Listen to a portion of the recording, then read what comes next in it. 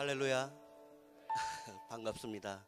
이렇게 함께 예배드리게 돼서 너무나 반갑고 너무나 감사하고 그런 주님을, 우리를 허락하신 주님을 찬양합니다. 저는 간증을 하기엔 참 부족한 게 많은 사람입니다. 그렇게 뭐 잘하는 것도 없고 그냥 그저 그렇게 살아온 그런 사람인데, 또 뜻밖의 하나님께서 이렇게 간증의 자리에 세우신 걸 보면 어쩌면 저를 통해서도 구속사가 또 이루어질 수 있겠구나 하는 마음이 듭니다. 네, 간증 시작해 보겠습니다. 저는 1975년도에 충남 서산에서 태어났습니다. 4남매 중 막내로 태어났고요. 장손의 집안에서 차남으로 태어났어요. 저희 형이 장손이시고요. 저희 집은 장손 집안이었기 때문에 1년에 12번이 넘는 제사를 지냈어요. 어머님이 아주 맏며느리로서 굉장히 고생을 많이 하셨어요. 근데 그런 가운데서 어머니는 제사를 그렇게 섬기면서도 저희 4남매를 데리고 교회를 꿋꿋하게 다니셨어요. 주일마다. 4남매가 전부 모태신앙이긴 한데, 모태신앙 특징들이 진짜 못하는 게 더 모태신앙이라고 그러잖아요. 저도 그 중에 한 사람이었던 것 같고, 참 8살 땐가 아마 그 이전의 기억이에요. 교회를 다녀오고 나면 시어머니죠. 저희 어머니한테는 시어머니가 성경책과 찬송가를 갖다가 마당에 던져놓고 불을 태워요. 그거를 매주 겪어요. 어머니는 부엌에 가서 울어요. 그리고 다음 주가 되면 우리들 옷을 막 또 입혀요. 아, 그럼 또 교회 가는구나. 이렇게를 정말 한동안 되게 많이, 예전에 왜 불교 집안이 너무 많았잖아요. 그래서 되게 핍박받고 고통받는 그런 며느리였었어요. 그런 어머니였었고요. 그런 분이셨고, 진짜 그런 거를 생각하면 지금도 너무 불쌍하시고, 진짜 너무 불쌍했어요. 너무 불쌍하지만 또 그렇게 또 저희의 신앙을 지켜주기 위해서, 또 저희 가족을 지키기 위해서 그렇게 많이 고생하시고 참 안타깝고 감사했던 그런 상황들이었었어요. 그러다가 제가 10살, 11살쯤 됐을 때 어머님이 뇌출혈로 쓰러지세요. 그래서 여의도에 있나요? 한강 성심병원이 있었어요. 제가 어릴 때라 그 중환자실 몇 번 왔다 갔다 한 거밖에 기억이 안 나는데, 거기 쓰러지셨다가 이제 병원비 문제도, 그 당시에 제가 듣기 나중에 큰 누나한테 들었는데 수술비가 3천만 원인가 그랬던 것 같아요. 그때 집안채 값이 3천만 원이었었대요. 그 당시에. 그러니까 그 뒤로 저희가 이사도 많이 다니고, 전세라는 말, 저는 사골세라는 말을 그때 처음 들어봤어요. 그래서 사골세 집으로 이사를 하기로 막 이랬더라고요. 그러시다가 어머니가 이제 병원에서 병원비도 모자라고 이렇게 하고, 또 병원에서도 수술은 했지만 아마도 이렇게 좀 어려울 것 같다. 아마 부작용이 있을 거고 합병증이 있을 거다. 근데 여기까지인 것 같다. 그러니까 집에서는 어떻게 하겠어요? 그럼 집으로 모시자. 집으로 모셔오셨고, 어머니는 그렇게 계속 누워 계셨어요. 1년, 2년. 제가 학교 갔다 오면 제가 해야 될 일이 뭐였냐면 그냥 엄마 앞에 엎드리는 거예요. 그럼 엄마가 제 등을 짚고 요강을 엉덩이에 대고 그때 대소변을 보세요. 그러고 나면 저는 그 요강을 들고 가서 부시는 거예요. 이렇게 변을 버리고 소변을 버리고, 그렇게 1년을 넘게 어머니가 고생을 하셨어요. 그런 엄마가 결국에는 돌아가셨고, 그러면서 저희는 교회를 못 가게 됐어요. 저희 4남매는 더 이상 이제 하나님과 단절이 되게 된 거죠. 그렇게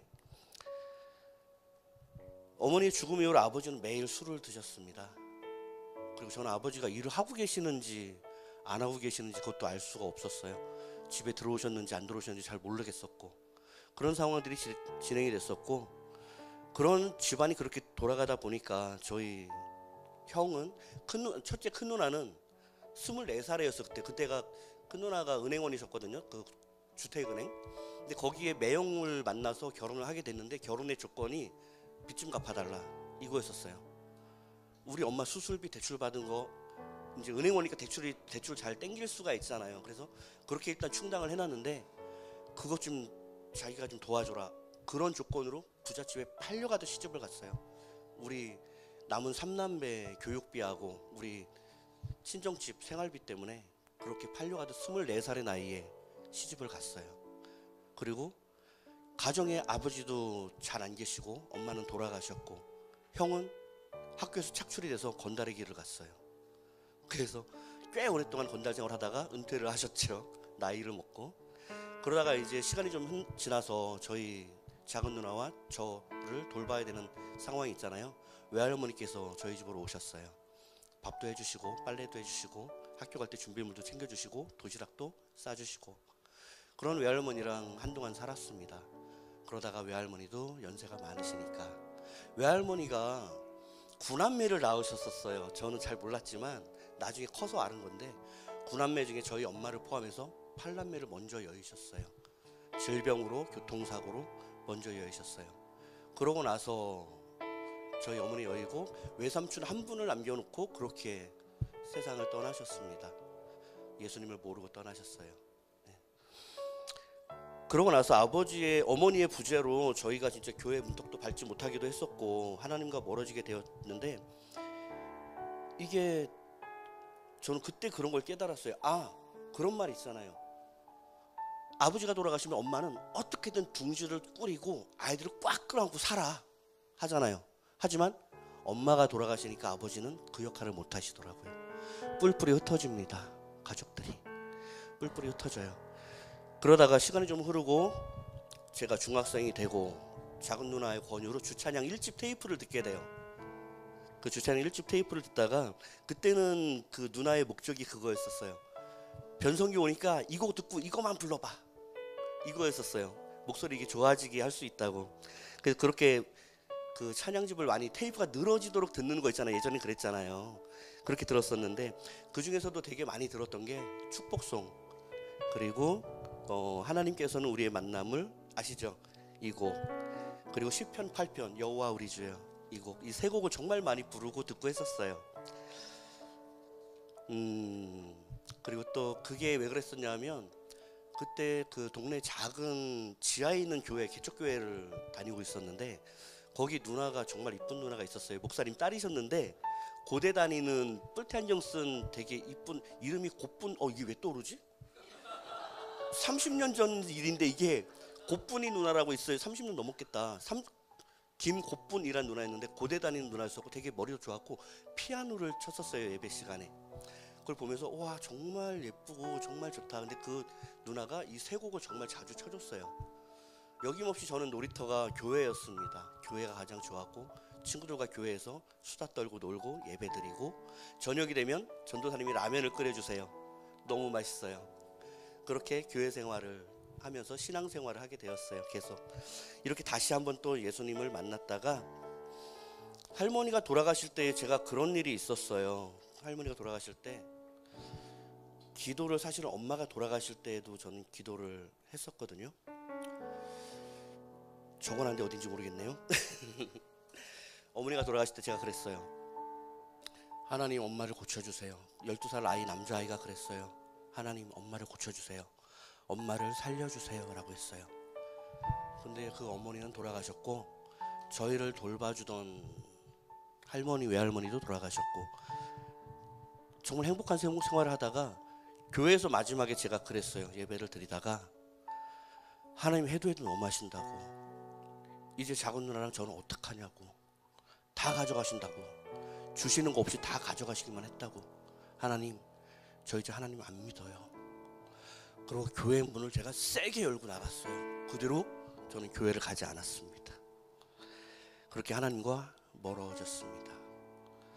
그렇게 살다가 몇 년이 또 흐르고, 작은 누나는 취업반이 되었어요. 고3이 되었고, 저는 아마 중3, 그리고 그 취업반이 되고 해서 작은 누나는 안산에 대성가스라는 그 회사가 있어요. 거기 취직 예정이 돼 있어서 이제 그 앞으로 이제 자취를 하러 갔고, 저는 또 고등학교 예정이 된 데가 있어서 고등학교 앞으로 또 이제 자취를 하러 갔어요.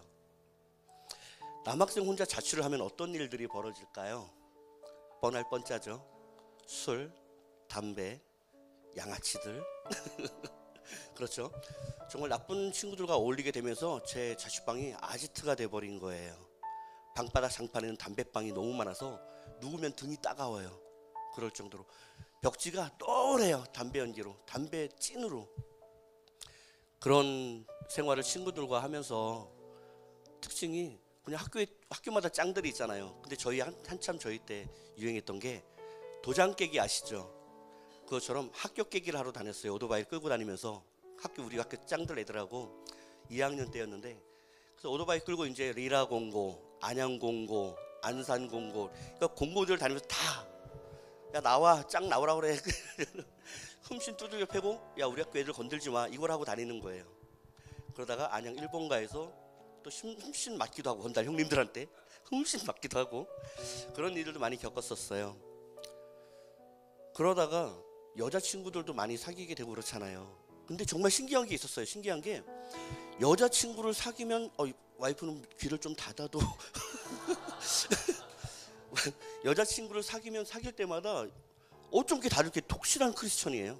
그래서 나 사귀려면 나랑 결혼해야 돼, 예수 믿어야 돼, 하나같이 그 모양인 거예요. 그래서 근데 당장 헤어지기는 뭐하니까, 헤어지고 싶진 않으니까 갈게 나도 예수 알아, 갈게 이렇게 해서 왔다 갔다 또 헤어지면 또 다른 여자친구를 만나면 또 예수님 얘기를 해요. 교회 갈게, 왔다 갔다 그렇게 계속 교회를 그냥 다녔어요. 가방 메고 다니듯이 다녔어요. 그렇게 하다가 또 우리 와이프를 만나서 결혼하게 됐고 많은 일들이 있었지만 하나님은 그러셨던 것 같아요. 어떻게든 저를 구하시려고 그렇게 예수를 믿는 사람들을 계속 붙여주셨어요. 근데 제가 정말 눈먼 자여서 제 영이 어두워서 보질 못했어요. 깨닫질 못했어요. 그게 지금은 너무 후회가 돼요. 제가 진짜 예수님을 알게 된 거는 그런 생활들을 하다가 이제 저도 장사를 하고 PC방을 꽤 오래 했었거든요. 한 3, 4년 했었어요. 초창기 때. 우리나라 PC방 처음 들어왔을 때 1세대예요. 국회의사당 앞에 가서 데모했던 세대. 그 한 3, 4년 하다가 막 뭐 인터칸이다 뭐다 막 대형 프랜차이즈 200대 300대짜리가 들어오는데 저는 반지하에서 24대 갖고 하고 있었어요. 근데 수입은 꽤 좋았었는데 하다가 이건 안 되겠다 싶어서 그만뒀어요. 근데 그러고 나서 이제 큰 누나하고 매형한테 부탁해서 대출을 끌어받았던 돈은 갚아주고 그렇게 마감을 치고, 그러고 나서 이제 그때 조금 벌은 돈으로 서울에 집 한 채를 마련을 했었고, 그러고 이제 뭘 해 먹고 살까 하다가 제가 광나루역에서, 서울의 강변역에 광나루역에서 PC방을 했었어요. 거기서부터 동대문까지 걸어갑니다. 나 이제 뭐 해 먹고 살지? 24살에 저기 제대를 해서 27살까지 그렇게 했었어요. 그러다가 나 이제 뭐 해 먹고 살지? 간판만 보고 다녔어요. 동대문까지 가면서. 별하별 직업이 다 있더라고요. 정말 많은 게 있더라고요. 그러다가 우연히 모텔을 알게 된 거예요. 숙소에서 잠을 좀 자작으로 들어가는 모텔이 있었는데 거기서 우연하게 이렇게 뭐 술 한잔 하면서 얘기를 하게 됐어요. 그 당시는 조바라고 했었어요. 조바라는 말이 있어요. 뭐 쟁반에다 뭐 물 떠다 주고 이런 사람들. 그분하고 얘기를 하는데 수입이 꽤 괜찮은 거예요. 이거 꽤 괜찮네. 이걸 한번 해보고 싶은데 어떻게 해야 되더니 직업 소개서를 가라. 거기 가면 다 연결을 해준다 그러는 거예요. 그래서 거기 가서 이제 일을 배우기 시작했어요. 상봉동에 있는 상봉터미널 앞에 있는 미라지 호텔이라는 곳에 가서 주차부터 시작해서 뭐 카운터 뭐 이렇게 뭐 객실 점검부터 좀 이렇게 막 있어요. 객실 청소하고 그렇게 하다가 한 5, 6년간 그 일을 계속 배우면서 총지배인이 됐었고, 그때부터는 이제 능력이 따라 팔려다니기 시작을 해요. 그런 생활을 하면서 정말 안 좋은 걸 하게 됐어요. 그때는 그 당시는 이제 업소들을 거래를 해요. 업소들 거래를 하면 그 뒤에 나오는 애프터가 있어요. 그럼 그거를 우리 호텔로 다 끌어오는 게 영업이었었어요. 정말 어둡죠. 정말 악하죠. 그런 곳에서 제가 15년을 몸을 담았습니다. 일이 끝나면 아가씨를 차에 태우고 다시 또 가게로 데려다줘요. 룸사롱으로. 그리고 그들의 사장과 카운터 전무들과 술을 마셔요. 제가 술상무였었어요. 술을 그렇게 좋아했고 담배를 그렇게 많이 폈어요. 영업을 땡기기 위해서 저는 몰래 화장실에 가서 토와 손가락을 넣어요. 토하고 다시 나와요. 또 마셔요. 그러니까 그때는 목적이 뭐였냐면 어떻게든 여기를 끌어와야 되기 때문에 이 사람을 술로 제가 이겨야 돼요. 건달들이니까, 자존심이 센 사람들이니까. 그래서 어떻게든 택시를 태워서 보내고 대리를 불러서 보내드리고 나면 다음날 오후 4, 5시에 전화가 와요. 신지배인, 난 살다가 나보다 실수된 사람을 못 봤어. 처음이야. 다 밀어줄게. 영업을 막 땡겨와요. 이런 생활을 했었어요. 저는 술, 담배를 그렇게 많이 했었습니다. 그리고 한 4년 전까지도 저는 매일 하루에 소주 한두 병을 먹지 않으면 잠을 못 잤어요. 그런 사람이었어요. 그냥 힘들게 일하고 한 병 먹고 자자 이랬던 사람이었었어요. 그러던 제가 11단지, 이제 병점이 11단지로 이사를 오면서 작은 일이 일어납니다. 접촉사고가 나요. 단지 내에서, 왜 우리 그 주차장에 보면 자리가 없으면 이중 주차를 하잖아요. 차를 와이프가 세웠어요. 근데 쪼르르 굴러가지고 앞차를 박았대요. 자기가 현관 앞에 다 왔는데 앞에를 박았대요. 그 얘기를 하는데 어떻게 제가 처리를 해야지. 그래서 제가 내려가서 차를 확인을 하고 그 흠집은 없어 보이는데 그래도 양심상 전화를 했어요. 저 죄송한데 저 앞에 차 세워놓으시죠? 몇 번 차주님이시죠? 이러이러한 상황입니다. 했더니 그분이 얘기를 하시기를 이제 저는 금전적 합의를 봐야 되는데 그 얘기를 그렇게 하시는 거예요. 아 저기 그런데 목소리가 참 저기 좋으세요 이러시면서 혹시 교회 다니세요? 그러는 거예요. 그래서 이게 또 뭐지? 그랬는데 나 한 20만 원 주고 끝내고 싶은데 이게 뭐지? 그랬는데 사실 제가 개척한 지 얼마 안 된 목사입니다. 그러시는 거예요. 근데 목소리가 예수 믿으면 참 좋을 목소리래요. 그래서 마지못해서 그래? 응? 그러면 두어 번 나가지고 퉁쳐버릴까? 이 생각이 드는 거예요, 마음에. 그래서 예, 나갈게요 하고 첫 주를 나갔어요. 그리고 두 번째 주를 나갔어요. 그러다 그곳에서 하나님을 만났어요. 너무 늦은 나이에 46세 하나님을 만났어요. 정말 신앙생활을 그렇게 오래 했다고 생각을 했는데 종교 생활을 오래 했더라고요. 제가 누구나 갖고 있는 여러 종교 중에 하나인 종교 생활을 하고 있었더라고요. 그렇게 하나님을 만나고 나니까 정말 폭풍 같은 눈물이 나왔었어요. 또 그 교회에서 한 권사님이 계셨는데 제가 은사님이라고 하는 분이 계시는데 그 권사님께서 성경 딜리버리를 해주시겠대요. 우리 출애굽기만 하자 그러시더라고요. 그래서 자기도 은혜를 되게 많이 받았기 때문에 한번 했으면 좋겠대요. 출애굽기를 하다 제가 뒤집어진 거예요. 저의 모든 가치관이 다 바뀌고 세계관이 다 바뀌어버린 거예요. 그리고 제가 아는 성경이 아니었던 거예요. 정말 오늘 목사님 설교 왜 이렇게 길어? 기도 왜 이렇게 길게 해? 이런 게 아니었던 거예요. 모든 게 새롭고 모든 게 이제 눈이 새로 열리기 시작하니까 글씨들이 보이고 성경이 말씀이 보이기 시작을 하는 거예요. 그냥 까만 글씨가 아니라 말씀이 보이기 시작을 하는 거예요. 그러면서 새벽 기도를 섬기게 됐어요. 그렇게 한 3년간을 새벽 기도를 섬기면서 30분 설교 듣고 1시간 반 통성 기도하고 이거를 3년을 했었어요. 그 멤버들하고 함께. 그러다 보니까 깨달아지는 것도 되게 많았고 주님을 정말 많이 이렇게 직접 만나거나 이렇게 막 음성을 듣지는 못했는데 계속 말씀을 띄워주시더라고요. 기도를 하면 기도 중에 계속 말씀을 떠올리게 해주세요. 그리고 성경을 읽다 보면 글씨들이 탁탁 튀어요. 이 말씀이 뭐지? 이 토시 하나가 뭐지? 이게 궁금해지는 거예요. 그래서 네이버를 찾고 유튜브를 찾고 또 계속 찾아봐요. 이 성경 구절의 뜻을 알고 싶어서. 그렇게 시간이 계속 흘러갔고 그러던 와중에 그 교회 특징이 3개월 된 교회였었어요. 개척하신 지. 근데 멤버들이 굉장히 뜨거웠었어요. 그래서 그 당시 우리는 독수리 오형제라고 했었는데 그 멤버들이 굉장히 뜨거웠었어요. 전도를 정말 열심히 했고 5명이 목사님 포함 6명이 시작을 했었어요. 이제 그 중에 제가 마지막에 합류한 이제 6번째 사람이 된 건데 전도 특공대라고 그래가지고 전도를 정말 열심히 해서 주변 아파트들을 다 타고 다니고 그렇게 해서 1년이 채 되지 않아서 거의 100명에 가까운 성도를 모았어요. 정말 하나님의 은혜였었어요. 그렇게 해본 적도 없었고 그렇게 될 거라고 생각도 못했었어요. 그렇게 성도가 많이 늘어나고 정말 은사자들이 막 오시기 시작을 했어요. 정말 달란트가 많으신 분들 지휘자가 갑자기 오시고 피아노 학원 원장님이 피아노 반주 나도 서포트 해드릴게요 막 오셔서 수요 저녁 예배 제가 서포트 할게요 막 이러시고 진짜 막 베이스 드럼 막 보내주시는 거예요. 하나님께서 정말 은혜가 정말 컸었어요. 그런 가운데 되게 힘든 일이 생기기 시작을 했었는데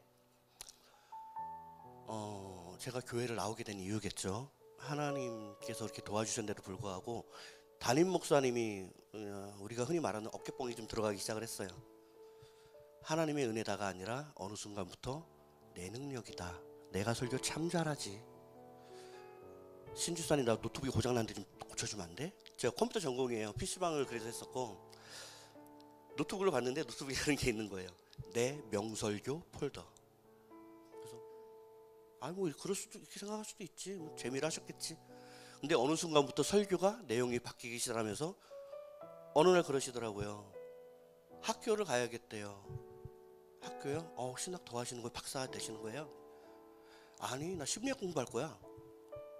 개척교회잖아요. 어때 성도 많이 모았잖아. 학비를 대달래요. 재정부장님이 나가셨어요. 그래서 형님 왜 나가요? 넌 몰라도 돼. 알려고 하지 마. 알면 힘들어. 할 수 없이 제가 재정부장 자리를 맡았어요. 그동안의 재정 내용을 다 봤어요. 정말 너무 힘들었어요. 이래서 재정 맡은 사람들이 부원들까지 하나하나 나갔구나. 모으는데 1년 걸렸는데요. 흩어지는데 3개월이 안 걸렸어요. 그게 작년 6월이었고 6월이 시작이었고, 그래서 저도 마음의 준비를 했어요. 기도하자. 하나님께 기도하자. 주의 종을 위해서 기도하자. 다시 그 마음을 붙드시고 만져주시게끔 기도하자. 1년만 기도하자. 그리고 남아있는 사람들한테 권유를 했어요. 우리 1년만 참아보자. 돌아오시겠지.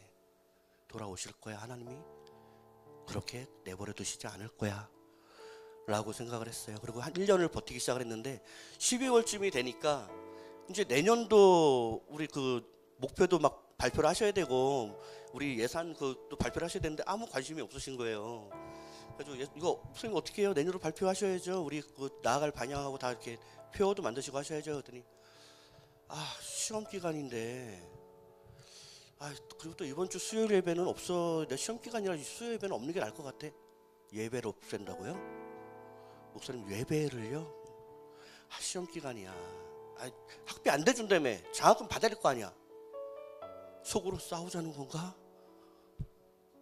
안 되겠다. 정말 이제는 안 되겠다. 하나님 빨리 만져주시는지, 저 아니면 정말 내년 6월까지 기다렸다가 나갈 거예요 라고 마음을 먹었어요. 그리고 자리를 최대한 지켰어요. 그러면서 목사님과 통화를 매일 하루에 3-4시간 했었어요. 싸우기도 하고 달래기도 하고. 그걸 저희 와이프가 다 봤어요. 저희 와이프는 신앙이 작았어요. 그게 상처가 될까봐 제가 장방에 가서 문을 닫고 싸우고, 베란다에 나가 유리문을 닫고 이중문을 다 닫고 그렇게 목사님과 언성을 놓고 고백하며 싸웠었어요. 하나님이 보내주신 이들 다 죽이실 거냐고, 다 영적 떠돌이 만들어 보실 거냐고. 그러던 와중에 교회에서 말씀에 대한 갈급함이 채워지지가 않으니까 제가 유튜브를 찾기 시작해요. 살아야지. 나라도 살아야 우리 가정 지키지. 내 영을 지켜야지 라는 마음으로 여러 예배를 제가 막 찾아보기를 시작을 해요. 그러다가 교회를 옮길 거면 좀 미리 알아보고 옮겨야 되니까 일단 보자. 근데 이렇게 막 이 교회 저 교회를 막 가보기가 그런 거예요. 왜 그런 거 있잖아요. 누가 딱 새로 오면 다음 주에도 오세요. 이게 저는 아니면 안 올 건데 부담스러운 거여서 그냥 영상 예배를 찾아보고 그러고 괜찮다 싶은 곳이 있으면 가자. 되게 건방지죠 감히. 그런 생각을 했던 거예요. 근데 그만큼 갈급했었어요. 아마 아시는 분은 아실 거예요. 처음에 여기 왔을 때 되게 크게 찬양하고 막 그랬었어요. 그게 채우지 못했던 것들이 다 폭발을 한 거예요. 여기에 와서. 그러다가 예배 드리는 영상을 보고 있는 가운데 이상한 영상을 봤어요. 제가 되게 큰 교회부터 작은 교회 다 찾아봤거든요. 근데 점점점 집에 가까운 데부터 찾아보잖아요. 그러다가 점점점 멀리 왔는데 이 교회 어디지 봤더니 안녕동이래. 근데 특징이 뭐였냐면 찬양을 하는데 선포 찬양을 하시는 거예요. 근데 진짜 목이 터져라 찬양을 하시는 거예요. 야, 저 사람 오늘 찬양 인도자 이번 다음 주엔 찬양 못 할래나 보다. 저렇게 목 쉬면 안 돼.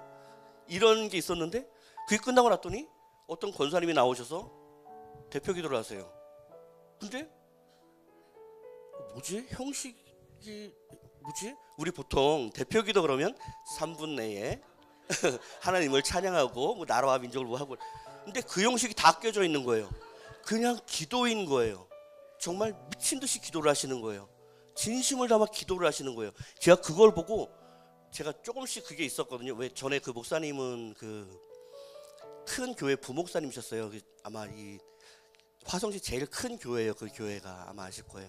그 교회 부목사님이셨다가 나오셨던 거였는데 검사를 항상 하셨었어요. 저기 대표 기도자들 다 기도 좀 주세요. 이게 이게 있었어요. 근데 우리 울랜동산 교회 예배를 딱 봤는데 정말 기도가, 제가 그 기도를 듣다가 울었어요. 너무 갈급함도 있어. 그게 아마 이소라 권사님하고 그 다음 주에 선현숙 집사님이셨을 거예요. 저 아주 두 분 기도 듣다가 눈물이 터져가지고 그 자리에 엉엉 우는데 언약이가 와가지고 막 이러는 거, 언약이가 어디 아빠 이러는 그럴 정도였었어요. 그러고 나서 말씀 선포가 이어지더라고요. 담임 목사님이 나오시더라고요. 같은 신시라 너무 반가웠습니다. 근데 목사님께서 정말 목이 터져라 설교를 하시더라고요. 그래서 저는 생각했어요. 오늘 마지막 설교인가? 은퇴 설교인가? 아니 피통하는 거 아니야 저러다가? 아니 정말 그 생각이 들었어요. 고혈압으로 쓰러지면 어떡하지? 이 생각이 들 정도로 막 열의를 갖고 예수를 선포하고 왜 믿어야 되는지를 선포하시는 거예요. 근데 계속 마음이 뜨거워지는 거예요. 심장이 계속 뛰는 거예요. 그러면서 생각했어요. 그 전에 이런 있었죠. 예진아 일로 와봐. 이거 좀 봐봐. 이런 찬양 없어. 이런 기도자 없어. 이런 설교자, 이런 목사님 만나기 없어. 야, 이 교회 지금 몇 명 없거든? 그때 영상이 요만큼 나왔어요. 아니 근데 영상이 요만큼 나왔는데 예배 영상이 지금은 이름을 알죠. 우리 최미소 집사님 여기 계시고 반주자 한 분 계시고 뭐 이렇게 한 20명이나 되려. 이상하다. 아니 저렇게 하시는데 어떻게 예배가 저렇게 진행이 되는데 어떻게 그렇지? 일단 가자. 가면 이 교회는 무조건 부흥될 거야. 무조건 부흥될 거야. 가자. 그리고 집사람한테 얘기를 하고 내가 먼저 갔다 올게. 왔어요. 온 날이 성경 퀴즈 대회 날이었는데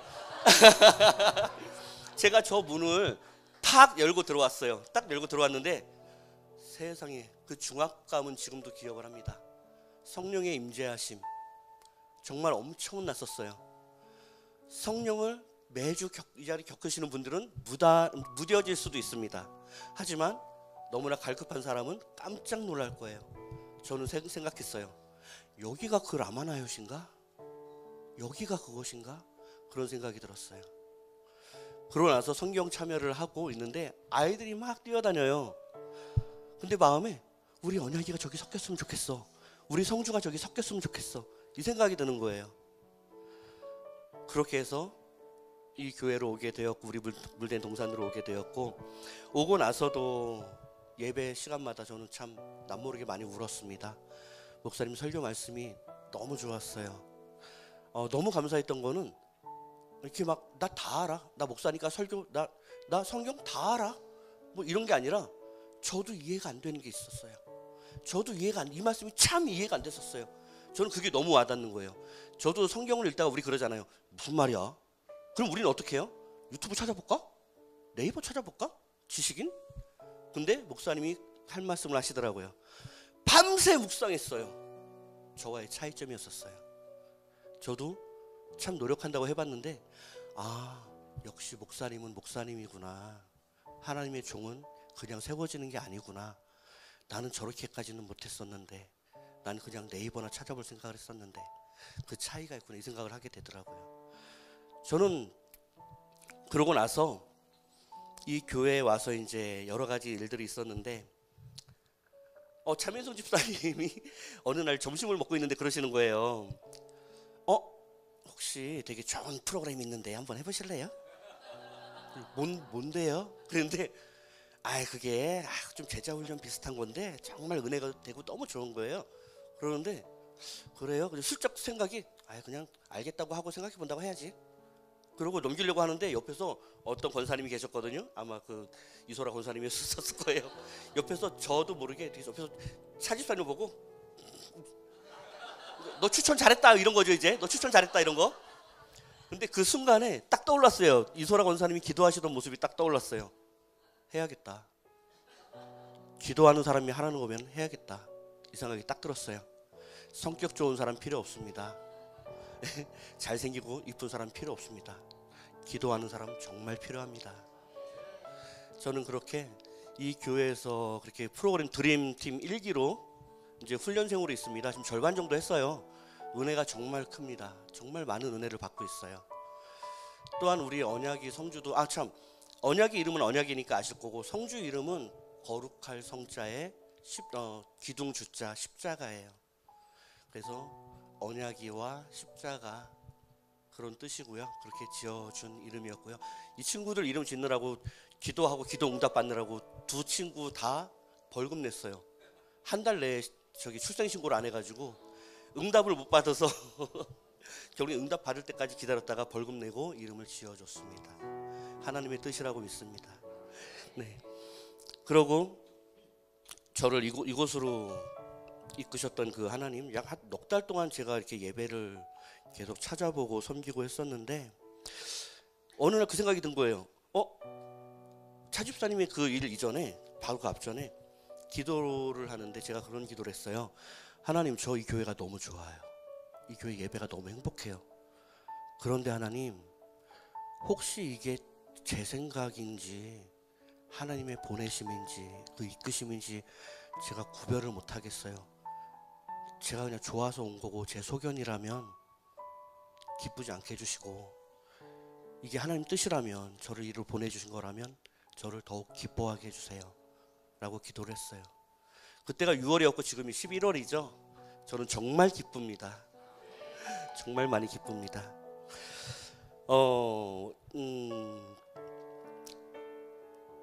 너무 길죠. 말씀 하나 전할까요? 마태복음 말씀입니다. 이르실 때 너희는 맞은편 마을로 가라. 그리하면 매인 나귀와 나귀 새끼가 함께 있는 것을 보리니 풀어 내게로 끌고 오라. 만일 누가 무슨 말을 하거든 주가 쓰시겠다 하라. 그리하면 즉시 보내리라 하시니. 아멘. 이 말씀 너무 좋지 않습니까? 저는 이 말씀이 너무 좋습니다. 하나님께서 저를 이곳으로 보내시면서 정말 주의 군대가 있는 교회로 보내셨다고 저는 생각합니다. 내가 너 기도 훈련 많이 시켰으니까 가서 이제 일해. 거기 가면 너를 기다리는 나의 군대들이 있을 거야. 그 군대에 내가 편입을 시켜줄게. 가서 마음껏 일해. 저는 이 마음을 받았어요. 너무 감사했습니다. 한 분 한 분이 너무 큰 진짜 주의 군사들이세요. 그리고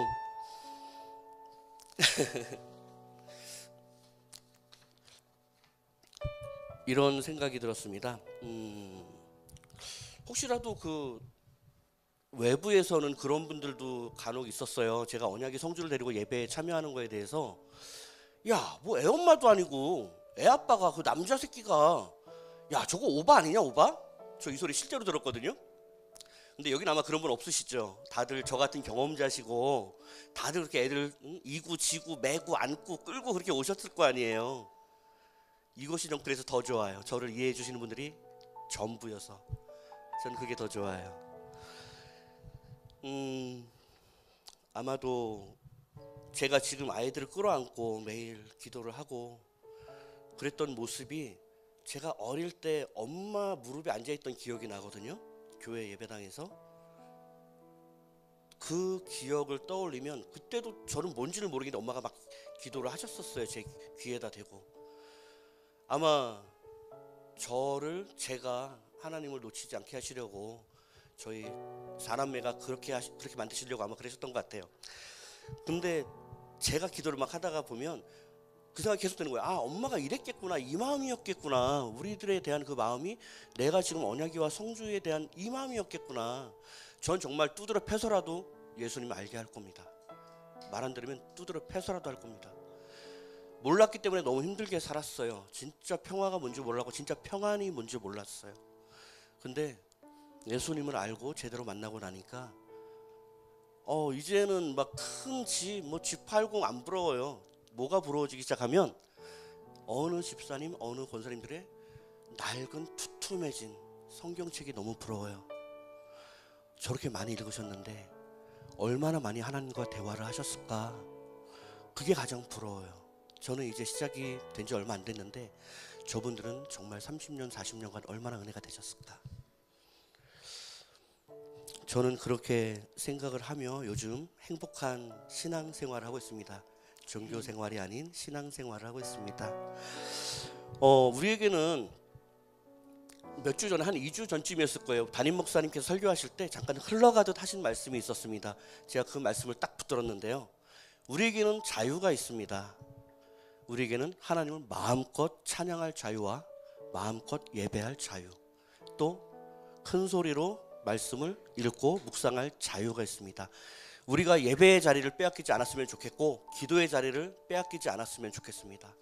우리는 동역자지 않습니까?